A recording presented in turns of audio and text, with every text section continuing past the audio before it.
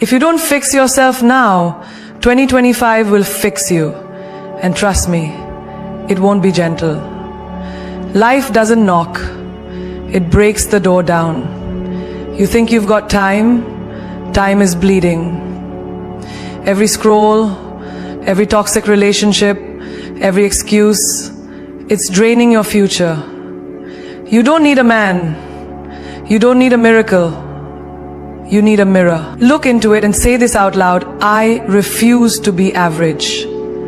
Because honey, being broken is not your identity. It's your invitation to rise. Your pain is not your personality. Read that again slowly. Because somewhere along the way, you started introducing yourself with your wounds. I'm the girl who was cheated on. I'm the guy who grew up poor. I'm the one who's always overlooked. You began where you're suffering like a name tag. But pain is not who you are, it's just where you've been. People will break your heart, life will knock the wind out of you. You will be lied to, betrayed, abandoned, used, forgotten, and maybe even replaced. But that's not your identity. That's your experience. And there's a massive difference. Imagine someone walking into a burning building and saying, I guess I'm fire now. No, you're not the fire. You're the survivor. You're the one walking out of it, scarred maybe, but still breathing, still rising. A girl once told me, after what he did to me, I don't think I'll ever be the same. And I looked at her and said, good. That version of you needed to die. Because sometimes heartbreak doesn't break you, it reveals you. You were never meant to stay that broken version. You're supposed to evolve. Pain is not a personality trait, it's a season. Don't build a home in a season meant to pass. You failed an exam, that doesn't make you a failure. You got rejected by someone you loved, that doesn't make you unlovable. You didn't get the job, the call, the apology, the closure, that doesn't define your worth. Think about your phone. If it crashes, you don't throw it out. You reset it, reboot it, update the system. You don't say, this phone crashed once, so now it's a broken phone forever. But that's exactly what you do with yourself. You treat your heartbreak like it's your whole identity. You introduce yourself as your past. You keep replaying scenes that no longer deserve your energy. A girl gets cheated on, and suddenly she starts believing all men are trash. A guy gets ghosted, and now he thinks he's amazingly attractive.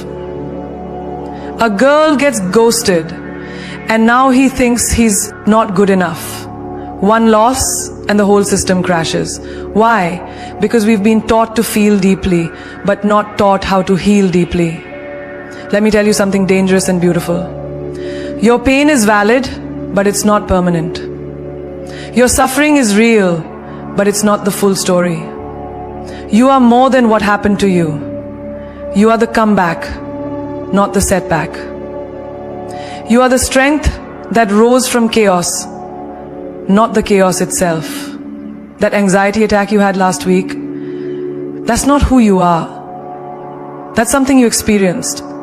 That time you had to fake a smile at dinner while you were breaking inside, that's not your identity.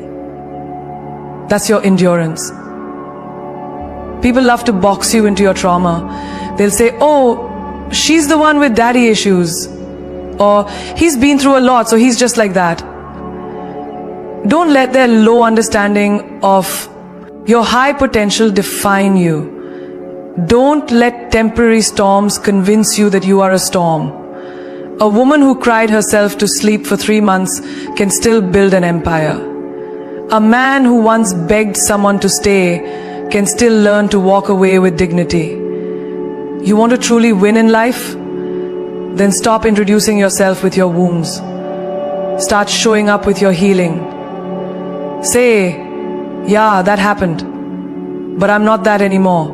Let people be confused by your growth.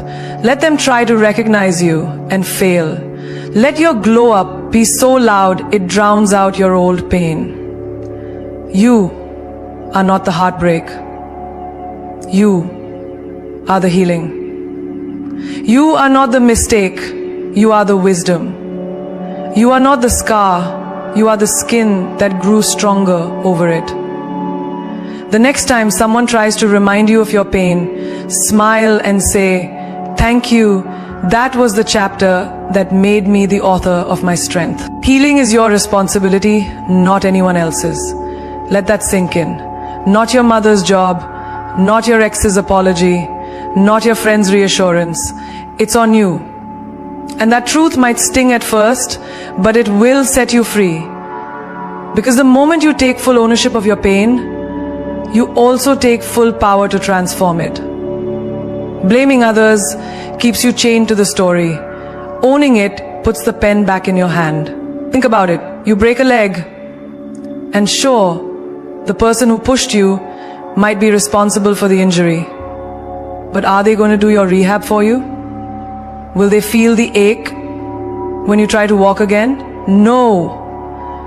That's on you. Emotionally, it's the same. They hurt you, but they can't heal you. That's your mountain. That's your medicine. And no one else can take it for you.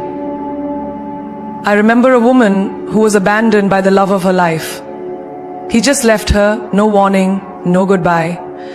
For years, she waited for closure. She needed him to explain.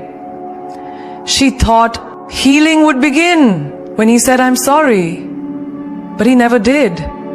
And guess what? She stayed stuck.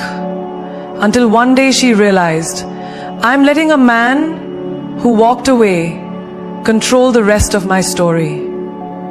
That day, she chose to heal without the apology. And that was the most powerful thing she ever did. You see, healing doesn't need permission, it needs decision. It needs a moment of truth where you look in the mirror and say, yes, they hurt me. If someone stabbed you, would you wait for them to come back and remove the knife? No, you take it out yourself. You'd stop the bleeding. That's healing.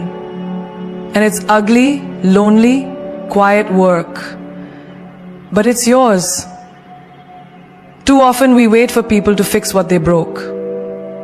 We want them to feel our pain, acknowledge our tears, and say all the right things. But sometimes they're not sorry. Sometimes they don't care. Sometimes they've moved on while you're still bleeding. And every day you wait for them, you delay your healing. You become addicted to the hurt. You replay the scene, hoping for a different ending. But the ending isn't in their hands. It's in yours. A man loses his job and blames the boss. He spirals, depressed, angry, bitter. Every conversation he brings up the injustice, but 5 years later he's still stuck, still blaming. Another man loses his job the same way. He spends 2 weeks angry, then 2 months learning, and then he builds a business out of that pain. Both were hurt, one healed. The difference? Responsibility. Don't confuse healing with pretending. Healing is not plastering a smile on your face while you're dying inside. Healing is feeling every ounce of that pain and still choosing not to be defined by it. It's crying when you need to, but not drowning in the tears. It's setting boundaries even when it feels cold. It's saying, no, I don't have to explain my growth to people who only knew me in pieces. It's not fair what happened to you. You didn't deserve the betrayal, the abuse, the heartbreak, the neglect. But now that it's done, what are you going to do about it? Carry it like it's your identity, or heal it like it's your mission? You don't need a therapist to validate you before you start healing. You don't need that friend to check on you every day. You don't need a support group to tell you you're allowed to feel. You are allowed, period.